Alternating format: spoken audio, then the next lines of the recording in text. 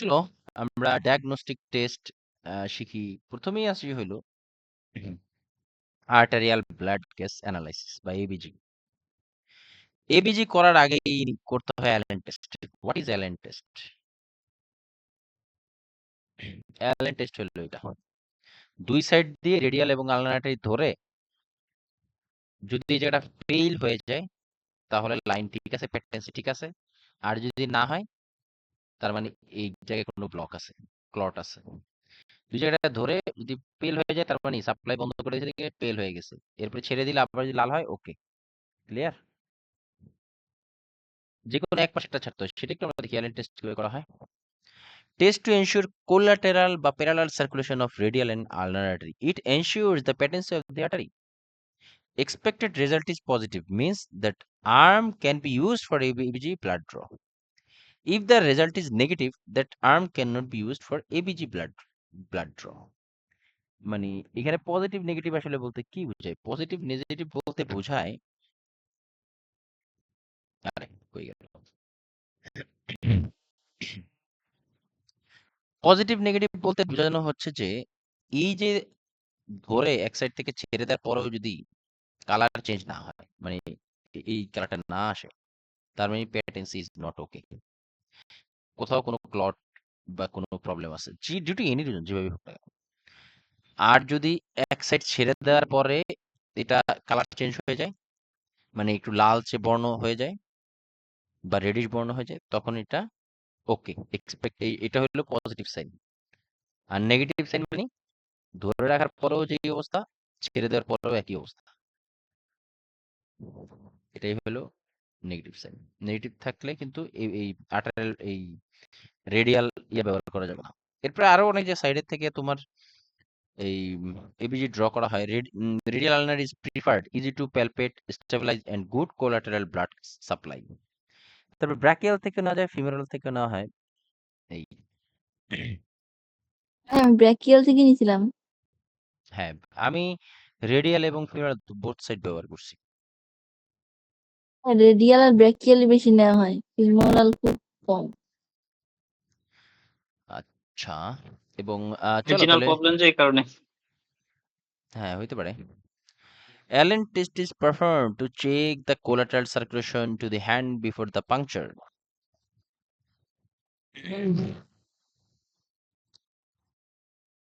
Uh, Performed by occluding the radial and ulnar artery simultaneously with both hand of the examiner for 7 to 10 seconds.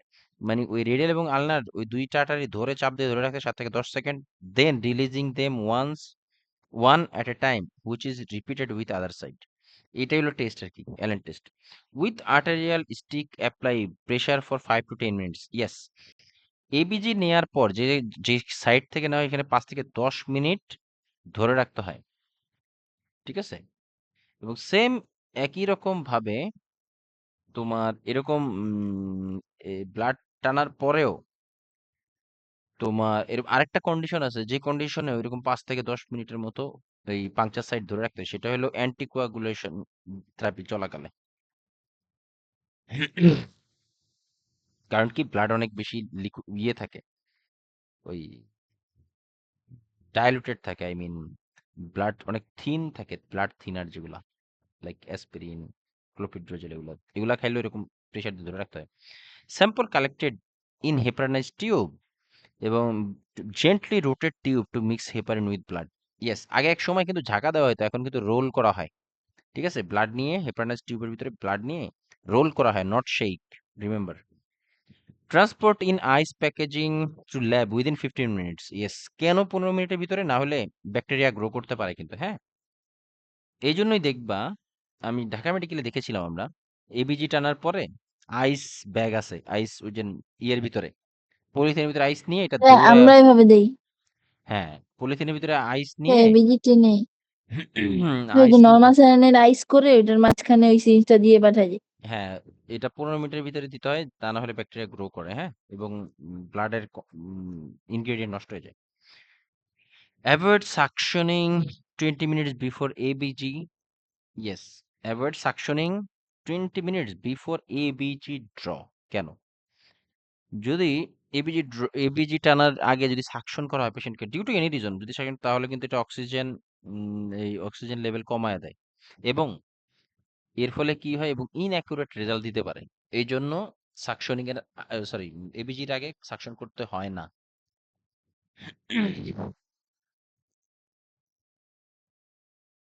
এই যে avoid suction in 20 minutes before ABG draw unless the client condition is unstable it can deplete oxygen and give an inaccurate result এবার আসলে spirometry এটা আমরা যা দেখছি অনেকেই এবার আসলে পালমোনারি ফাংশন টেস্ট বা মানে লাংসের বিভিন্ন টেস্ট আচ্ছা এবিজি দ্বারা কিন্তু আমরা আর্টারিয়ালের আর্টারির ভিতরে যে oxygen carbon die oxide level এগুলো দেখতে পারি আর ভেনাস ভিবিজি একটা বিবিজি আছে ভাইয়া। হ্যাঁ ওইটা একটা দেখা হয় used to measure forced expiration which is often affected by pulmonary disease এই পালমোনারি ফাংশন বা স্পাইরোমেট্রি সাধারণত জোরে শ্বাস বের করার মাধ্যমে এটা করা হয় হ্যাঁ বিভিন্ন ডিজিজে আমাদের লাংসের ক্যাপাসিটি কমে যায় মানে ফাংশনাল ক্যাপাসিটিটা কমে যায় সেটা দেখার জন্য এটা ব্যবহার করা হয় spirometry is use to detect restrictive or obstructive deficits early in course of the disease বিশেষ করে তোমার অ্যাজমা যারা আছে না তাদের ক্ষেত্রে স্পাইরোমেট্রিটা খুবই কমনলি ব্যবহার করা হয় অ্যাজমার ক্ষেত্রে হ্যাঁ রেস্ট্রিকটিভ মানে আমাদের অ্যালভিওলাই কোলাপস হয়ে থাকলে কিংবা কি বলে তোমার অন্যান্য আরো ডিজিজ আছে যে পালমোনারি সরি সিওপিডি এমফাইজিমা এগুলাতে তোমার এই স্পেরোমেট্রি খুবই কমনলি ব্যবহার করা হয় to identify the disease condition it is perform with a spirometer and it measures forced expiratory volume মানে জোর এটাকে FEV1 বলা একটু পরে দেখতে পারবা মানে আমরা জোরে শ্বাস 1 সেকেন্ডে শ্বাস বের করে মানে কতটুকু উঠাইতে পারি এটাকে বলা হয় FEV মানে ফোর্সড এক্সপাইরেটরি ভলিউম 1 এই যে এটা দেখো এখানে FEV1 FEV2 লেখা থাকে হ্যাঁ এটা অনেক আধুনিক এটা হলো প্লি থাইমোগ্রাফি এটা এটা এটা কাইন্ড অফ এক্সপেরিমেন্টের মতো বাট একটু ভিন্নভাবে এবং একটু আধুনিক লেভেলের মানে ডিজিটালাইজড অনেকটা আর এটা হলো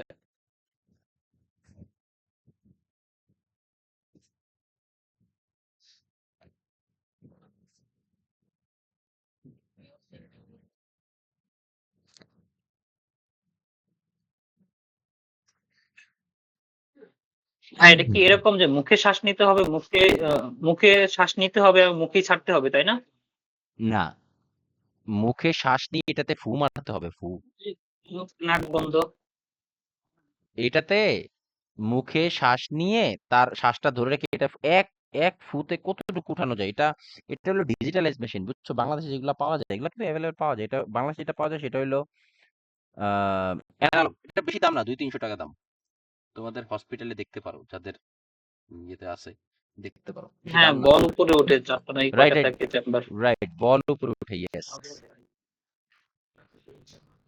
এটাতে FEV ওয়ান তিন FEV টু বেলা টানতে বলে বলে যে কয়টা বল উপরে উঠাইতে পারেন ডাক্তার বলে হ্যাঁ দেয়।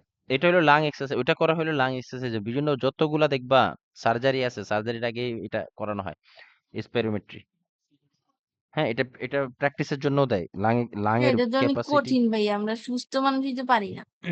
হ্যাঁ এটা এই জন্যই তো দেখা হয় যে ভাইয়া এটা সার্জারির পরে দেয়া হয়, আগে না। সার্জারির আগেও দেয় নো সার্জারির আগেও দেয় সার্জারির আগেও দেয় পরেও দেয় বোথ বোথ হ্যাঁ তো এই forced expiratory volume that can be exhaled in মানে 1 সেকেন্ডে তুমি কি পরিমাণ এয়ার তুমি বের করে দিতে পারো এটার মানেটা হলো এই সিস্টেমটা কেন এভাবে বলা হয় যে তুমি এই 1 সেকেন্ডের ভিতরে তোমার লাংসে যদি কোনো কলাপস না থাকে এয়ারওয়ে যদি ঠিক থাকে তাহলে তুমি তোমার এক্সপেক্টেড যে সাইট আছে ওইখানে মার্কার আছে বুঝছো একটু পরেই দেখবো আমরা হলুদ লাল নীল এরকম লাল নীল না হলুদ আছে এরকম ইয়ে আছে লাল হলো ডেঞ্জারাস জোন হ্যাঁ 1 সেকেন্ডের ভিতরে তোমার যদি লাংসে কোনো অ্যাজমাটিক প্রবলেম না থাকে তুমি ভালোই পারফর্ম করতে পারবা এটা 1 ফুতে।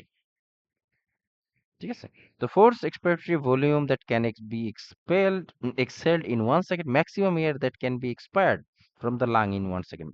এবার আসলে FVC, force vital capacity, maximum amount of gas that can be displaced from the lung during a forced expiration।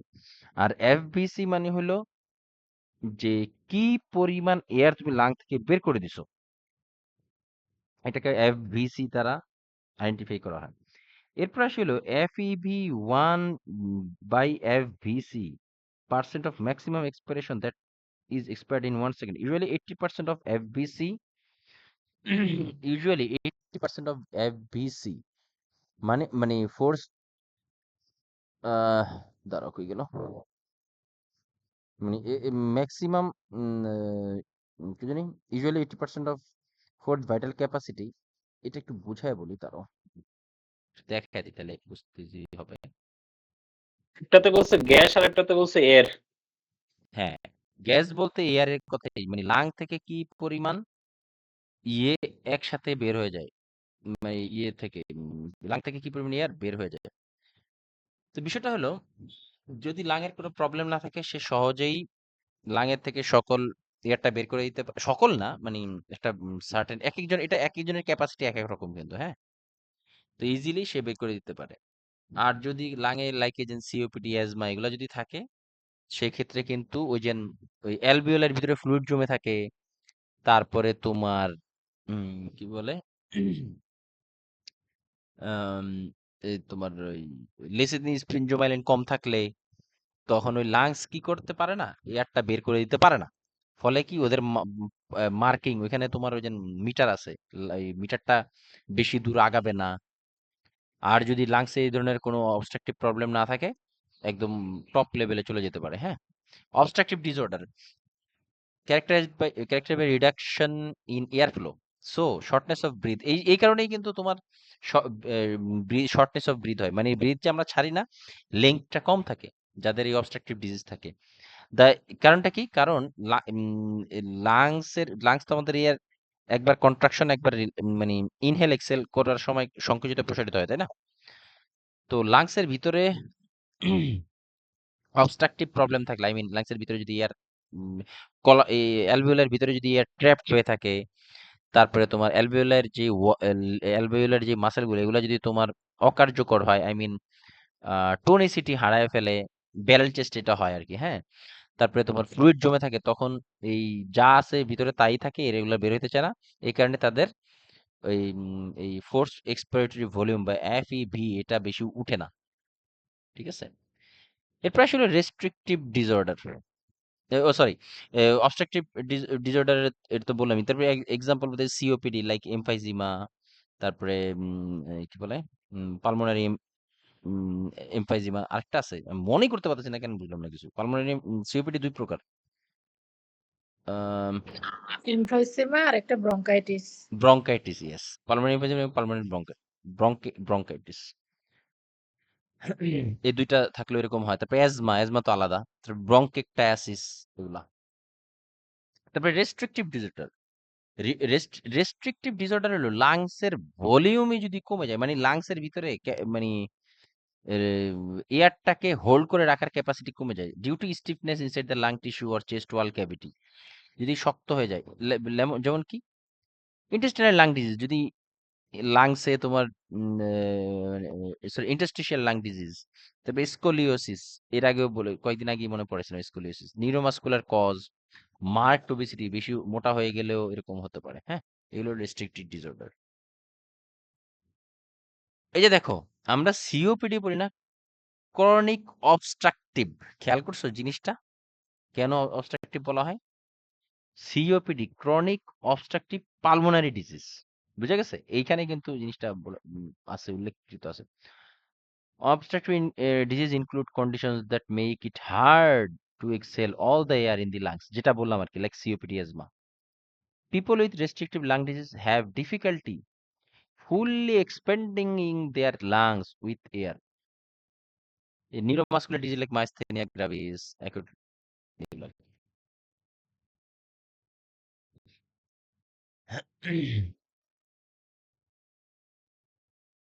তারপরে আসি হলো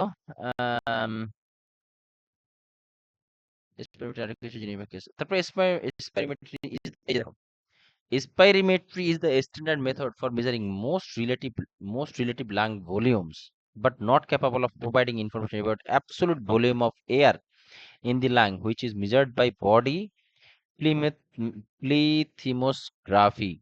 আচ্ছা, স্পাইরোমেট্রি আমাদের লাংসের মানে কি বলে লাংসের এক্স্যাক্টলি কি আমাদের স্পাইরোমেট্রি কিন্তু আমাদের লাংসের প্রবলেম আইডেন্টিফাই করতে পারে। ঠিক আছে? যে মানে কেন? কিভাবে এটা আইডেন্টিফাই করে?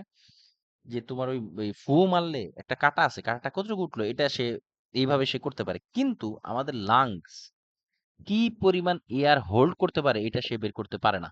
এটা হলো স্পাইরোমেট্রির একটা সীমাবদ্ধতা। আর এই জিনিসটাই করতে পারে প্লিথাইমোগ্রাফি। এই যে এটা একটু আধুনিক পদ্ধতি আরকি, হ্যাঁ?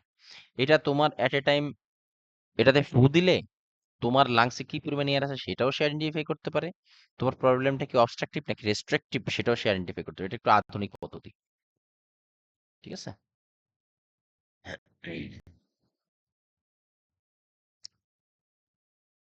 এবার আসি হলো আমরা এই জিনিসগুলো এর আগেও পড়েছিলাম নার্সিং এ যে টাইডাল ভলিউম কি, তারপরে expiratory reservoir volume, vital capacity, এগুলো একটু বুঝি। জাস্ট এগুলো মুখস্থ না করলেও হবে, তবে কিছু কিছু জিনিস জানলে হয়, তবে বুঝতে পারবা তোমরা, তবে পরে হয়তো বা ভুলে যাবা, এটাই স্বাভাবিক। ভুলে গেলে একটু রিভিশন নিয়ে আইসো। প্রথমেই আসি হলো টাইডাল ভলিউম। টাইডাল ভলিউম কি? The amount of air which moves in and out with normal breathing, normal 500 ml। এই যে আমরা প্রত্যেকে এখন শ্বাস প্রশ্বাস নিতেছি না, এই যে আমরা শ্বাস প্রশ্বাস নিতেছি, এই শ্বাস প্রশ্বাস নেয়ার মাধ্যমে আমরা কি পরিমাণ এয়ার একবার বের করে দিতেছি, একবার নিয়ে নিতেছি, সেটা হলো সেই পরিমাণটাই হলো টাইডাল ভলিউম। এটা নর্মাল হলো 500 ml। ঠিক আছে? আমরা প্রতিনিয়ত ইন্সপিরেশন এক্সপিরেশনের মাধ্যমে যে পরিমাণ এয়ার ট্রান্সফার করে দিই সেটাই হলো টাইডাল ভলিউম। গেল। এবার ইন্সপিরেটরি রিজার্ভ ভলিউম।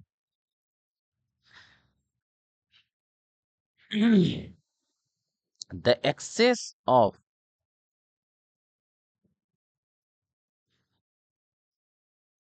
আচ্ছা, এরপরে আসলে এটা একটা এই যে টাইডাল ভলিউম একটা মাপার একটা পদ্ধতি আছে, যাই হোক এটা প্রয়োজন নাই। Inspiratory reserve volume, the excess of air that can be inhaled with every deep breath। তুমি যদি মনে করে যে না আমি এরপর একটা দীর্ঘ শ্বাস নিব, তুমি 3100 ml এর উপরে নিতে পারবা। এর যদি কম নাও তার মানে তোমার problems. The excess of air that can be inhaled with a very deep breath above 3100 ml। ঠিক আছে? মানে আচ্ছা মানে above 3100 বলতে এভাবে না বলে, মানে এটা যদি টাইডাল ভলিউমের উপরে বলা হয়, মানে তুমি জোরে শ্বাস নিয়ে সেটা 500 ml এর উপরে উঠাইতে হবে। তুমি যদি সেটা 500 জোরে শ্বাস নিয়ে যদি 500 ml এর উপরে না, 3100 ml কেন বললো একটু পরেই আমি হিসাবটা বলতেছি, হ্যাঁ একটু ওয়েট করো। তারপর আসলে ইন্সপিরেটরি রিজার্ভ ভলিউম, ও এটাই তো বলছি। তারপর আসলে এক্সপিরেটরি রিজার্ভ ভলিউম, মানে if we inhale normally and exhale as possibly as we can, মানে আমরা একটা শ্বাস নিয়ে এরপরে নিজের ইচ্ছা মতো সর্বোচ্চ উপায়ে আমরা যদি লাংস থেকে এয়ার বের করে দিতে চাই, সেটা ম্যাক্সিমাম 1200 ml পর্যন্ত আমরা পারবো। ঠিক আছে? ম্যাক্সিমাম 1200 ml পর্যন্ত আমরা পারবো। একটু পরে বুঝবো 1200 ml কিভাবে হইলো, কেন 3100 ml হইলো, একটু পরে বুঝতে পারবো। এবার আসলে vital capacity, amount of air moved on maximum inspiratory effort 4800 ml। মানে হলো আমরা যে এই যে শ্বাস নেই, এই নেয়ার ফলে মানে শ্বাস নেয়ার ফলে আমাদের ইয়েতে ৪৮০০ ml পরিমাণ এয়ার আমরা মানে টোটাল নিতে পারি। এখানে আরেকটু কিছু কাহিনী আছে, একটু যে এখনই বলতেছি। তারপরে হলো রেসিডুয়াল ভলিউম, অল টাইম লাংসের ভিতরে অল টাইম স্পেসিফিক পরিমাণ কিছু এয়ার অল টাইম থাকেই, সেটা হলো ১২০০ ml।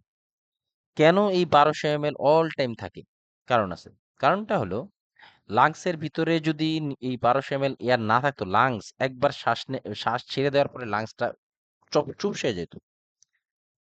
এই জন্য দেখো বেলুনে আমরা বাতাস থাকলে কিন্তু বেলুন ফুলে থাকে। বাতাস কমায় দিলে বেলুনের ভিতরে কিছু বাতাস যদি না থাকে তাহলে বেলুন চুপসে যায় না? সিম্পল। এই জন্য তোমার অল টাইম লাংসের ভিতরে কিছু বাতাস থাকবেই, যেটাকে বলা হয় রেসিডুয়াল ভলিউম। সেটার পরিমাণ কত? ১২০০ ml। এবার আসলে টোটাল লাং ক্যাপাসিটি। টোটাল মানে লাংসের ভিতরে আমরা বাতাস নেই, বাতাস ছেড়ে দেই, তারপর বাতাস কিছু থাকে, এগুলা সবগুলা মিলে ৬০০০ ml হয়। জাস্ট এটা জেনে নাও, একটা সর্বোচ্চ পরিমাণ তুমি লাংসের থেকে বাতাস ছেড়ে দাও নাকি নিয়ে নাও, এটা সর্বোচ্চ সে ৬০০০ ml পরিমাণ বাতাস সে মানে হোল্ড করে, কিংবা ৬০০০ ml এর মতো বাতাস সে কি বলে মেনটেন করতে পারে। এটাকে বলা হয় লাং ক্যাপাসিটি বা টোটাল লাং ক্যাপাসিটি। ঠিক আছে? তো এখানে বেশি মাথা ঘাটায়ও না, এখান থেকে তেমন আহামরি খুব একটা কিছু আসে না। জাস্ট একটু জেনে নিও যে সর্বোচ্চ টোটাল লাং ভলিউম হলো ৬০০০ ml। আর আমরা একবার শ্বাস নেই সর্বোচ্চ ৫০০, সরি, একবার শ্বাস নেওয়ার মাধ্যমে ৫০০ ml এর মতো এয়ার আমরা ইনহেল করতে পারি। জাস্ট এটুকু, এর বাইরে দরকার নেই। এবার আসলে নার্সিং কেয়ার বা প্রিপারেশন ফর রেসপিরেটরি বা pulmonary function test. Do not smoke or use bronchodilators 6 hours before the test. কারণ ব্রঙ্কোডায়ালেটর যদি ব্যবহার করা হয় বা এই টেস্টের আগে যদি মানে করা হয়, তাহলে অ্যাপ্রোপ্রিয়েট রেজাল্টটা আসে না, মানে ফলস পজিটিভ অথবা ফলস নেগেটিভ হয়ে যেতে পারে। Perform test before meals, yes, perform test before meals. কখনো জোরে জোরে শ্বাস ছেড়ে দেখো, জোর কইরা যতটুকু আছে তার থেকে বেশি দিয়ে দেখো, দেখো মাথা ঘুরে গেছে, ঘুরে যাবা, এরকম হবে, বিপি ফল করে, এরকম হয়। আমি এটা করছি, এটা আমি জানি। পারফর্ম টেস্ট বিফোর মিলস, খাওয়ার আগে করতে বলছে কেন? কারণটা হলো যে খাওয়ার পরে আমাদের ব্লাড সার্কুলেশন বেড়ে যায়, তখন এটা মানে তোমার আসলে রিয়েলি যেই রেজাল্টটা দেওয়ার কথা, খাওয়ার পরে এই রেজাল্টটা দিবে না, তার মানে কি উল্টাপাল্টা রেজাল্ট দিতে পারে। এই জন্য অ্যাকুরেট রেজাল্ট পাওয়ার জন্য খালি পেটে দেওয়াটা ভালো। Withhold medication that may alter respiratory function unless specifically order. এই জন্য এই যে ব্রঙ্কোডায়ালেটর বা লাংসের ফাংশন ভালো করে এমন কোনো ওষুধ খেয়ে টেস্ট করা যাবে না। Should pinch the nose with a clip during the test, yes. নাক যেটা করি বাংলাদেশের, নাক বন্ধ করে তারপরে ফু মারে, মানে একই আর কি। কারণটা কি? তুমি যদি ফু মারতে যাও নাক দিয়ে কিছু এয়ার বের হয়ে যাবে, তার মানে রেজাল্টটা অ্যাপ্রোপ্রিয়েট আসবে না, এরকম। এবং আরেকটা জিনিস লিখে রাখো, তোমাদের এখানে নাই, যে এই টেস্টটা কিন্তু শুধুমাত্র স্টেবল পেশেন্টদের জন্য। এই spirometry is not recommended for unstable patient. Clear? লিখে রাখতে পারো, কোশ্চেন পাওয়া গেছে। কি বললেন? এই স্পাইরোমেট্রি টেস্টটা not given for unstable patient, it is not recommended for unstable patient, only stable পেশেন্টের ক্ষেত্রে। হ্যাঁ, আমাদের আগের হসপিটালে আমরা করতাম এটা। হ্যাঁ, এটা ভালো। এটা নরমালি অনেকে বাসায় রাখে আর কি। হ্যাঁ, আমার আছে অনেক পরিচিত ভাইয়ের বাসায় এই ডিভাইসটা। এটা যে কেউ করলেই ভালো, লাংয়ের ভালো হয়। এটা লাং এক্সারসাইজের মতন একটা। এটা নার্সদের করতে হইতো, রুগীদের। হ্যাঁ, এটা আহামরি কঠিন না, জাস্ট মুখে দিলেই বললেই হয় যে করছেন কিনা। তারপর আসলে স্পুটাম কালচার এন্ড সেন্সিটিভিটি ধারণা করতে পারো এটা কোন জায়গার জন্য হইতে পারে? স্পুটাম কালচার এন্ড সেন্সিটিভিটি কোনো ধারণা আছে কোন কন্ডিশনে TB TB test yes TB test এটা করা হয় থ্যাংক ইউ ভেরি মাচ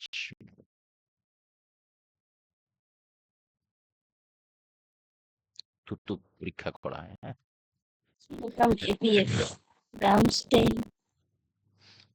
এবার আসলে মেবি কালেক্টেড ডিরেক্টলি বাই কফিং or indirectly by sputum collection system like mucus extractor এই যে এটা মিউকাস এক্সট্রাক্টর দিয়ে এটা কালেক্ট করা হয় স্পুটাম বা কফ স্পেসিমেন ফর এএফবি মানে অ্যাসিড ফাস্ট ব্যাসিলাই ঠিক আছে এএফবি মিন্স হলো acid fast bacilli for TB এটা কিন্তু টিবি টেস্টের জন্য অনেক গুরুত্বপূর্ণ একটা জিনিস হ্যাঁ specimen for acid fast bacilli and culture are collected in early morning সকালে থেকে নেওয়া হয় do not let patient brush teeth or use mouth washes wrong result দিতে পারে রং পজিটিভ অথবা ফলস নেগেটিভ হয়ে যেতে পারে may rinse with water before obtaining sample তবে মুখ ধোয়া যেতে পারে স্যাম্পল নেওয়ার আগে instruct to take several deep breaths and then cough deeply to obtain the sputum এটাকে হাফ না না এটা হাফ কফ টেকনিক না বলা হয়েছে যে তোমার instruct to take several deep জোরে জোরে শ্বাস নিয়ে দেন জোরে একটা কাশি মারতে হইতে পারে 10 to 15 ml of sputum necessary for sputum examination একটা হাফ কফ একটা টেকনিক আছে বুঝছো পাইছিলা ইয়ে তোকির হাফ কফ টেকনিক এখনো যাদের কাশি ঠিক মতো বের হয় না পাইছিলা এরকম না কিছু ভাইয়া পাইনি বাবা চিনি এই চ্যাপ্টারে আছে এবার আসলে টিবি টেস্ট আমাদের এখানে কফ না আসলে নেবুলাইজ করে। তাই না আমাদের এটা ওটা তাহলে অন্য একটা জিনিস আমি যেটা বলতে চাচ্ছিলাম ওটা আরেকটা জিনিস চলো এবার আসলে tuberculin skin test very very important অনেকবার আসে অনেকবার খুবই গুরুত্বপূর্ণ টিউবারকুলিন স্কিন টেস্ট বা মন্টক্স টেস্ট বা পিপিডি ওই যে টিবি আছে কিনা একটা নিডেল দিয়ে আন্ডার দ্য স্কিনে গিয়ে গোল করে মার্ক করে রাখা হয় এটা আর কি এই screening test done with PPD বা ইনজেক্টেড ইন্টারডার্মালি রিড উইদিন 48 টু মানে 2 দিন থেকে 3 দিনের ভিতরে এটা চেক করা হয় ইন্সপেক্ট ফর ইনডিউরেশন ইন্সপেক্ট ফর মানে কতটুকু শক্ত হয়ে গেল যেই জায়গাটা ইনজেকশন করা হয় সেই জায়গাটা কতটুকু হার্ড হয়ে গেল বা উঁচা হয়ে গেল সেটা দেখা হয় এটা 2 থেকে 3 দিনের মধ্যে লেস দেন 5 মিলিমিটার নেগেটিভ যদি এটা 5 মিলিমিটার ওই যে একটা সার্কেল করে দেয় না ওই সার্কেলেরটা কি ভাই? মাপা হয় আর কি হ্যাঁ যদি এটা 5 মিলিমিটারের নিচে থাকে তাহলে এটা নেগেটিভ ঠিক আছে আর 5 থেকে 10 মিলিমিটারের ভিতরে যদি থাকে তবে মানে ডাউটফুল মানে মেবি পেশেন্টের টিবি আছে আই রিপিট অনেক ইম্পর্টেন্ট এই জায়গাগুলো দেখ এই জায়গা এই লাইনটা থেকে কোশ্চেনের অভাব নেই লেস দেন 5 মিলিমিটার যদি হয় তাহলে নেগেটিভ হবে এটা ইটস ওকে বাট 5 থেকে 10 মিলিমিটারের ভিতরে যদি থাকে তাহলে কিন্তু পসিবিলিটি থাকতে পারে আর 10 মিলিমিটার বা এর বেশি হয়ে গেলেই পজিটিভ এটা 100% শিওর মানে 100% শিওর বলতে কি আই মিন এটা একদম ধরেই নেওয়া হয় যে পেশেন্ট পজিটিভ হবে মানে টিবি পজিটিভ হবে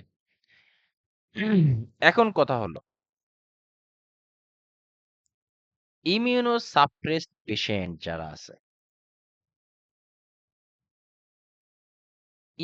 ইমিউন সাপ্রেস পেশেন্টদের ক্ষেত্রে এই টেস্টটা সবসময় কমই দেখাবে কেন কারণ ওদের তো এমনিতেই ইমিউনিটি কম এরা এই মানে ইনজেকশন দেওয়ার পরে তাদের ঠিক মতো হয় না কি বলে ঠিক মতো এটা উঁচা হয় না এই জন্য immuno suppressed like HIV cancer এই ধরনের পেশেন্টের ক্ষেত্রে যদি 5 থেকে 10 এর ভিতরেও পাওয়া যায় তবে এটা পজিটিভ ধরে নেওয়া হয় আমি বুঝতে পারছি ভেরি ইম্পর্টেন্ট জিনিস বললাম কিন্তু ইমিউনো সাপ্রেস পেশেন্টদের ক্ষেত্রে 5 থেকে 10 হয়ে গেলেও এটা পজিটিভ হিসেবে ধরা হবে কারণ এদের ইমিউনিটি সাপ্রেস থাকা অবস্থায় 5 থেকে 10 আছে আর যদি ইমিউনিটি ঠিক থাকতো তাহলে এটা 10 এর উপরে চলে যেত আমি কি বুঝতে পারছি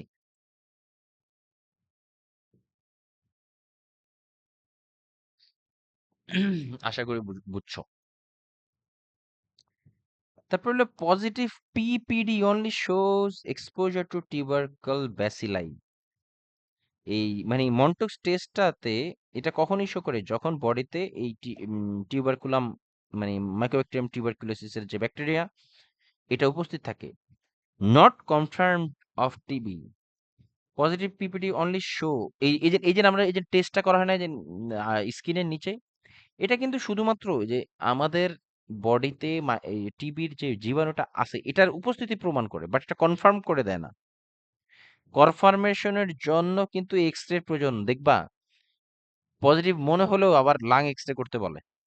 এই এক্স রে এবং অ্যাসিড ফাস্ট ব্যাসিলাই কালচার এইটা হলো কনফার্মেশন টেস্ট। এই যে এটা অনেকবার আসে, হ্যাঁ। এই ইনজেকশন দিলে মানে টিবির ইনজেকশনটা দিলে এটা ফুলে যায়, এটা দ্বারা কিন্তু কনফার্ম হওয়া যায় না।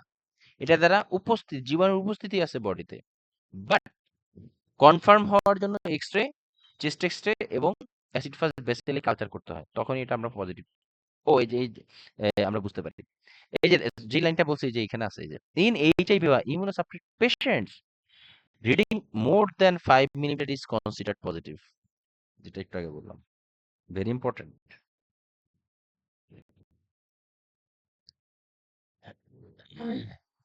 sputum ABF and sputum culture. বুঝি নেই। কনফার্ম হওয়ার জন্য এক্স-রে, স্পুটাম ABF আর স্পুটাম কালচার করতে হবে। না, কনফার্ম হওয়ার জন্য মন্টক্স টেস্টের জন্য চেস্ট এক্স-রে এবং হ্যাঁ চেস্ট এক্স-রে আর একটা হলো AFB টেস্টটা করতে হয়।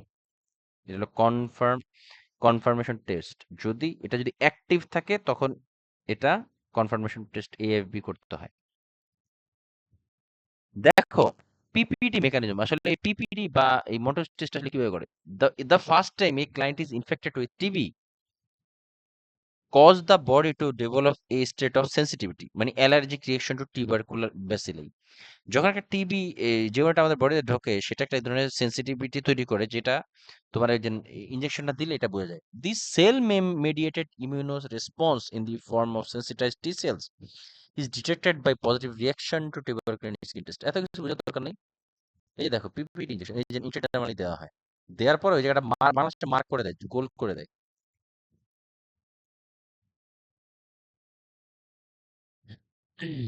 এই যে দেখো এরকম যদি ফুলে যেটা মাপা হয় স্কেল দিয়ে মাপে না, দেখো নেক্সট টাইম এইটা যদি 5 মিলিমিটারের নিচে থাকে তাহলে ওকে, 5 থেকে 10-এর ভিতরে থাকলে ডাউটফুল সাসপেক্টেড, আর যদি 10-এর উপরে যায় তাহলে পজিটিভ ধরা হয়। পারফর্মড উইথ 1 ml সিরিজ, যেটা 1 ml সিরিজ যদি সিরিজগুলো দিয়ে ইনসুলিন সিরিজগুলো দিয়ে করা হয়। 1 ml সিরিজ উইথ ইন্টারডার্মাল নিডল 5 থেকে 15 ডিগ্রি অ্যাঙ্গেলে দেওয়া হয়, 25 থেকে 27 গজ দিয়েও করা যায়। Insert the needle at almost parallel to skin at the 10 degree angle with bevel up. Once the needle is inserted, the outline of the bevel should be visible under the skin to ensure the medicine is injected into dermis. Yes, এটা সিস্টেমটা খুবই মানে প্র্যাকটিসের এটা লাগে। এই ইনজেকশনটা সরাসরি কিন্তু স্কিনের নিচে যাবে, not fat layer, not muscle layer, not subcutaneous layer. এই জন্য এটা 10 ডিগ্রি 5 থেকে 15-এর ভিতরেই দিতে হয়। চেষ্টা করা যে 10 ডিগ্রিতে রাখতে, যাতে করে একদম ইন্টারডার্মালেই যেয়ে পড়ে। যদি মাসেল লেয়ার বা আমরা স্কিন টেস্ট করি কি অ্যান্টিবায়োটিক দেওয়ার আগে ওইটা ওইভাবে। ইয়েস, একদম স্কিনের নিচেই দেওয়া হয়। পিপিডি রেজাল্ট আবার একটু দেখো এই জিনিসটা। যদি 5 মিলিমিটারের নিচে থাকে নেগেটিভ, 5 থেকে 10 doubtful, over 10 positive. In HIV তে 5 মিলিমিটারের উপরে থাকলেই পজিটিভ ধরা হবে। আর যদি 15-র বেশি থাকে in healthy adult expose to TB develop antibody and has an infection. Important line, যদি 15-র বেশি থাকে তখন এটা কিন্তু অলরেডি টিবিতে চলে গেছে। ঠিক আছে, এটা শুরু করতে হবে। হ্যাঁ। আর আছে কোয়ান্টিফার্ম টেস্ট মেস্ট আছে আরো, সেটা আমরা একটু পরে পড়বো। এবার আসি হলো টিভি থেকে অনেক কোশ্চেন হয়, হ্যাঁ। এনার্জি স্কিন টেস্টিং বা টি sell energy or clonal energy indicated for immunosuppressed individuals who may not show a PPT skin test reaction. এটা কিন্তু এই এনার্জি স্কিন টেস্টটা এটা কিন্তু তোমার ওই যে এই যাদের ইমিউনোসাপ্রেস থাকে তাদের আসলে অনেক সময় পিপিটিতে ঠিকমতো নাও আসতে পারে। তখন আবার এটা তাদের ওভার শিওর হওয়ার জন্য এনার্জি স্কিন টেস্ট করা হয়। Testing for the inability to mount a delayed typed hypersensitivity বা DTH response to a battery of common skin test antigen which indicates suppression of cell mediated immunity. মানে হলো এই যে immunity suppress থাকার কারণে অনেক সময় এই ইনজেকশন দিলে খুব একটা বোঝা যায় না। ওভার শিওর হওয়ার জন্য আমরা এনার্জি স্কিন টেস্টিং করি। The patient may be injected with PPD at least 2 DTH antigens plus 2 DTH, usually mumps, tetanus or candida antigen. If there is no response of any of these tests, it show immunosuppression as the reason of energy.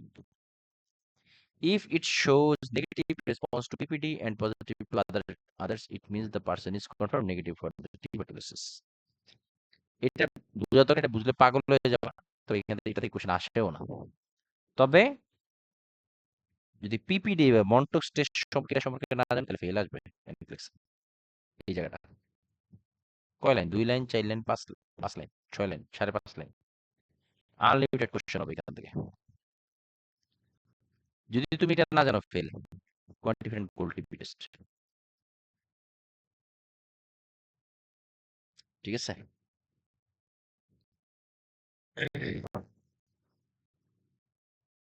Gold test না জানলে fail. হ্যাঁ, এখানে অনেক question হয়। Quantiferon Gold TB test. It is a diagnostic blood test for latent tuberculosis. মানে হলো টিবির জীবাণুটা খুবই বিপজ্জনক। মানে এটা এত স্ট্রং, এটা সহজে মারা যায় না। এটা হলো সবচেয়ে কি বলে সবচেয়ে গোল্ড টিবির জন্য গোল্ড স্ট্যান্ডার্ড হলো অ্যাসিডিফাইড বেটা ব্যাসিলাই এবং চেস্ট এক্সরে। আর কোয়ান্টিফারেন্ট গোল্ড টিবি টেস্ট হলো কি বলে it is a diagnostic blood test for latent tuberculosis. মানে টিবির জীবাণু আছে বাট সেটা কোনো সিমটম ছড়ায় নাই। এই জিনিসটা মানে আমার বডিতে আমি টিবির জীবাণু আছে সেটা আমি ওই যে মন্টক্স টেস্ট আই মিন ইন্টারডার্মালি ইনজেকশন দেওয়ার ফলে আমি এটা বুঝতে পারছি। বাট সে কোনো সাইন সিমটম শো করতেছে না। এইটা এইটা বোঝার জন্য কেন সে সাইন সিমটম শো করতেছে না বা তার বডিতে জীবাণু আছে। সাইলেন্ট কিলার ভাইয়া, হ্যাঁ সাইলেন্ট কিলার। হ্যাঁ, এটাও বলতে পারো, যে সে এটা তোমার ইয়ে করতেছে না, ওই তার জীবাণু আছে বাট কোনো শো করতেছে না। এটা ধরার জন্য এই কোয়ান্টিফারেন্ট গোল্ড টিবি টেস্ট দেওয়া হয়। It is diagnostic blood test for latent tuberculosis. Latent tuberculosis বলতে কি আসলে বুঝো মানে এটা অ্যাক্টিভ কিন্তু টিবি সিমটম প্রকাশ, যেটাই বললাম আর কি। Reliable in patient who were been vaccinated with BCG vaccine দেয় না টিবির জন্য, এটা তাদের জন্য বেশি reliable. If the patient is infected with microbacterium tuberculosis, যদি পেশেন্ট মাইক্রোব্যাকটেরিয়াম টিউবারকুলোসিসে আক্রান্ত হয়ে থাকে, their WBCs will release IFN gamma in response to contact with the TB antigens. Quantiferon gold results are based on the amount of IFN gamma test that is released in response to the antigen, should be tested within 12 to 24 hours of blood draw, doesn't differentiate active TB. তো main বিষয়টা হলো যে latent টিবিটা যখন টিবির জীবাণু পাওয়া গেছে but symptom প্রকাশ করতেছে না, এমন কন্ডিশনে এই কোয়ান্টিফারেন্ট গোল্ড টিবি এটা করা হয়। কমেন্ট আছে আমাদের,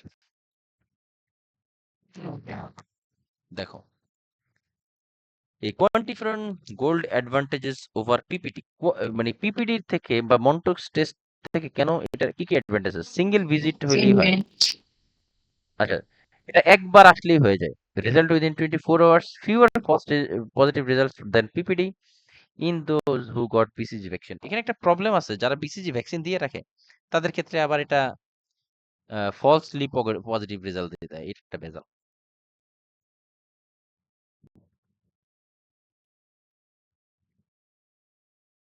টিবি ডায়াগনস্টিকের ক্ষেত্রে দেখো, এটা অলরেডি বলে দিছি তোমাদের, পিপিডি বা কোয়ান্টিফেরন টেস্ট, স্ক্রিনিং, এটা কিন্তু জাস্ট স্ক্রিন, তোমার বডিতে ইয়ে আছে কি নাই অর্গানিজম এটা দেখা যাবে। বাট 100% শিওর হওয়ার জন্য এক্স রে, মানে চেস্ট এক্স রে এবং sputum AFB, it is confirmation test.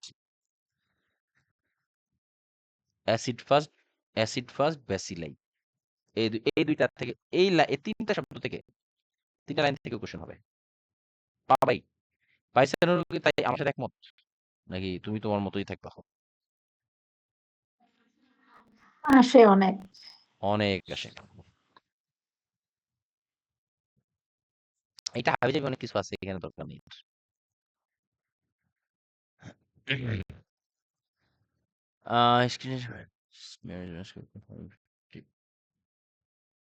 এবার ছিল টিভি সম্পর্কে অনেক কিছু বলা উচিত, আসলে শেষ করা যাবে না টিভি বলে। লেটেন্ট টিউবারকুলোসিস বা টিবি আছে কিন্তু সুপ্ত অবস্থায় থাকে, লুকায়িত। Latent tuberculosis is when a person is infected with Mycobacterium tuberculosis but does not have active tuberculosis or any symptom.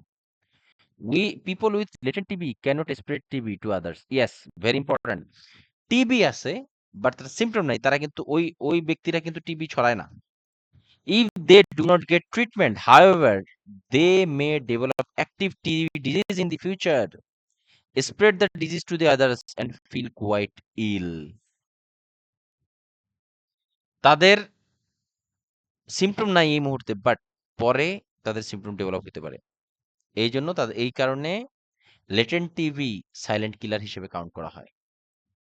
Class of হয়ে যাচ্ছে। হ্যাঁ, চলো আমরা